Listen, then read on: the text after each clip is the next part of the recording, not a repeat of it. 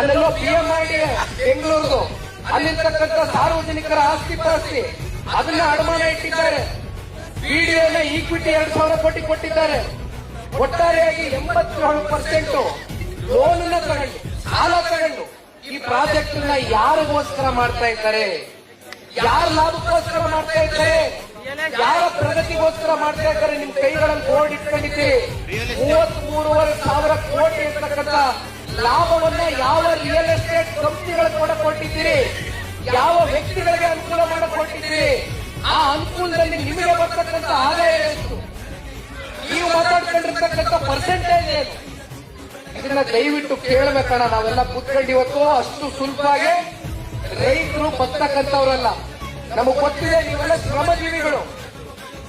ಅತಿವೃಷ್ಟಿಯಾಗಿ ಅನಾವೃಷ್ಟಿಯಾಗಿ ನೀವು ಬೇರೆ ಯಾವುದು ವಹಿವಾಟುಗಳು ವ್ಯಾಪಾರಗಳು ಓದಂತವರಲ್ಲ, ಕಲೆ ಹಾಕಂತವರಲ್ಲ.